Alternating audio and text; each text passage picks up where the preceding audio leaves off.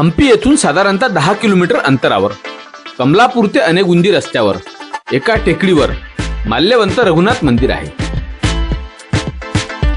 रस्त्यापासून टेकडीवर सुमारे 400 मीटर इतके चढून गेलो की मंदिराचा परकोट लागतो। हम्पीच्या प्रसिद्ध अशा विठ्ठल मंदिराच्या रस्त्याच्या बाजूला असलेल्या माल्यवंत नावाच्या टेकडीवर हे मंदिर बांधले असल्यामुळे यास माल्यवंत रघुनाथ मंदिर अशी ओळख मिळालेली आहे। या टेकडीवर चढून जाण्यासाठी डांबरी सडक असून मंदिरापर्यंत गाडी जाते।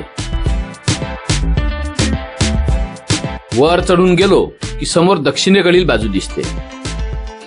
या बाजूच्या परकोटात उंच व भव्य आकाराचे एक प्रवेशद्वार आहे।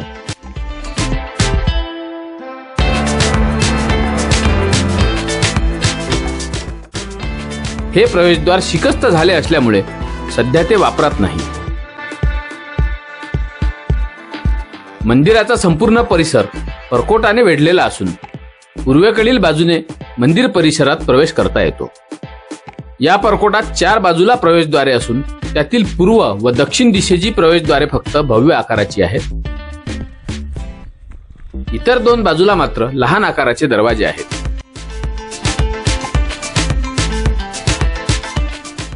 या प्रवेशद्वारातून आतमध्ये प्रवेश केला समोरच प्रथम गरुड स्तंभ दिसतो आणि त्यापुढे आहे येथील मुख्य मंदिर म्हणजे माल्यवंत रघुनाथ मंदिर। नमस्कार। हम्पी जवळून एक 7-8 किलोमीटर अंतरावर कमलापूरच्या पुढे विठ्ठल मंदिर रोडवर एक माल्यवंत रघुनाथ मंदिर आहे। आता मी त्याच ठिकाणी उभा आहे। माल्यवंत रघुनाथ मंदिर यासाठी काही माल्यवंत पहाडी आहे। राम आणि लक्ष्मण जेव्हा सीतेच्या शोधासाठी या किष्किंधा भागात राहिलेत त्यावेळी मागे एक शिवजीचं मंदिर आहे, त्या ठिकाणी रामांनी पूजा केली अशी आख्यायिका आहे। आणि त्यानंतर मग ह्या ठिकाणी रामाचं मंदिर बांधलं गेलं। हे माल्यवंत रघुनाथ मंदिर म्हणजे ह्या माल्यवंत पहाडीवर असल्यामुळे माल्यवंत रघुनाथ मंदिर। ह्या मंदिराच्या आतमध्ये राम लक्ष्मण सीता आणि हनुमानाच्या सुरेख अशा मूर्ती आहेत। आणि हम्पीमध्ये असलेल्या मंदिरांपैकी पूजा होणारं हे दुसरं मंदिर आहे। यापूर्वी आपण हम्पीतलं एक मंदिर बघितलं ज्या ठिकाणी पूजा केली जाते, हे पण पूजा होणारं मंदिर आहे। सर्वप्रथम दर्शन घेऊया ह्या माल्यवंत रघुनाथ मंदिर आणि नंतर या परिसरातील ही सगळी जी ठिकाणं आहेत ते आता आपण बघूया। चला या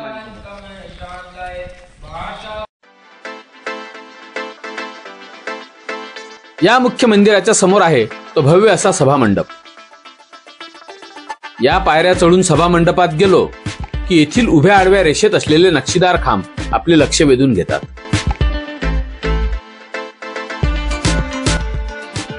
या प्रवेशद्वारातून आत गेलो की रंगमंडप लागतो।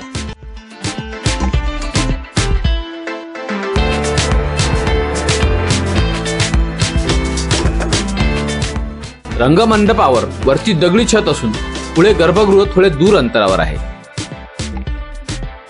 मुळात हे गर्भगृह म्हणजे नैसर्गिक दगडातील गुफा असून त्यापुढील सर्व बांधकामे नंतरच्या काळात केलेली आहेत। गर्भगृहात सुंदर अशा राम, सीता आणि लक्ष्मणाच्या मूर्ती आहेत। या मंदिरात नियमित पूजा अर्चना केली जाते।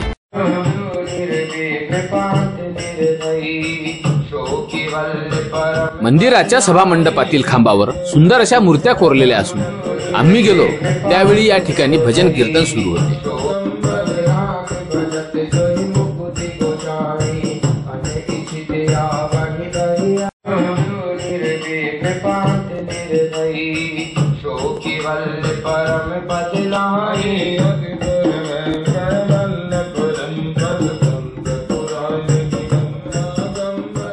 मुख्य मंदिराच्या डाव्या बाजूला महालक्ष्मी मंदिर आहे।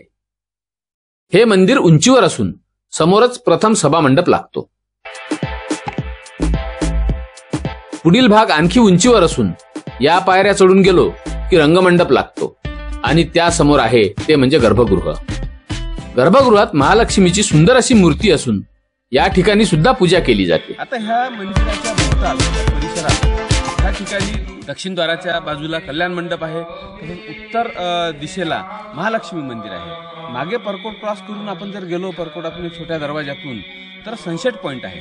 त्या सनसेट पॉइंटवर संध्याकाळी पर्यटक या ठिकाणी येत असतात आणि त्या सनसेट पॉइंटवर एक प्राचीन काळातलं गुफा आहे शिवगुफा, त्यामध्ये एक शिवलिंग आहे ज्या ठिकाणी रामाने आणि लक्ष्मणाने पूजा केली होती. त्यासमोरच दगडात एक भेग पडलेली आहे आणि त्यामध्ये पाणी असते. तर ती भेग जी आहे ती लक्ष्मणाने बाण मारली अशी याच्याबद्दल आख्यायिका आहे. आणि त्याच्या भोवताल आता दगडावर शिवलिंग आणि नंदी कोरलेले आहेत अनेक. तर हे सगळे ठिकाणं आता आपण बघूया.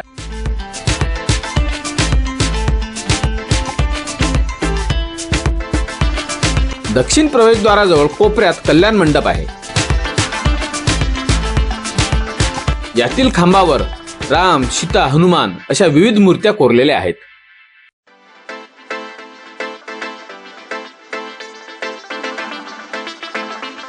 पूर्वीची लग्न मंदिराच्या आवारातील कल्याण मंडपात केली जात असत. त्यामुळेच त्याचा आकार मोठा असायचा.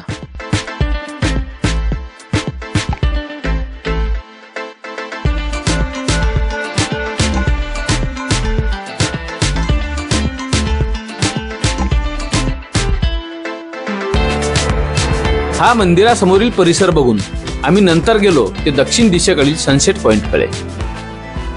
दक्षिणेकडील भिंतीत बाहेर जाण्यासाठी लहान आकाराचा दरवाजा आहे. दक्षिणेकडील हा टेकडीचा भाग म्हणजे प्रचंड आकाराची अखंड दगडी शिळा आहे. यामध्ये दगडावर एक मोठी नैसर्गिक भेग आहे. या भेगेत पाणी साचून राहते. पूर्वी या दगडावर पाणी उपलब्ध नसल्याने लक्ष्मणाने बाण मारून ही भेग पाडली होती अशी येथे आख्यायिका आहे. त्यामुळेच यास लक्ष्मण तीर्थ अशी ओळख आहे. या तीर्थाच्या भोवताल नैसर्गिक दगडात अनेक शिवलिंग व नंदी कोरून काढलेली आहेत.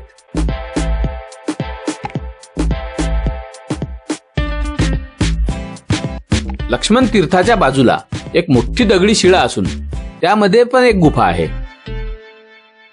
या गुफेसमोर नंतर मंदिर बांधले असले तरी शिवलिंग हे गुफेतच आतमध्ये आहे. याच शिवलिंगाची रामाने पूजा केली होती अशी येथे मान्यता आहे.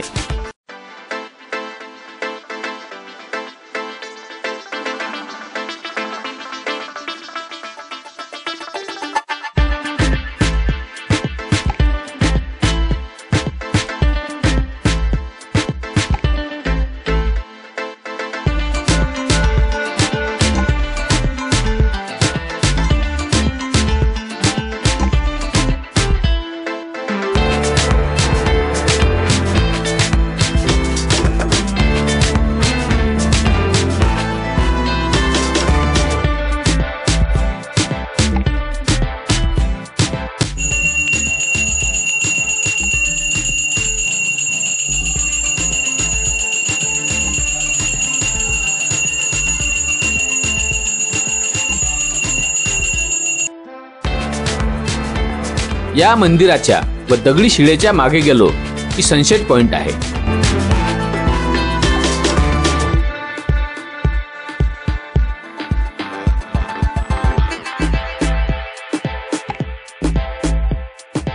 या ठिकाणाहून दूरवरचा प्रदेश निहाळता येतो.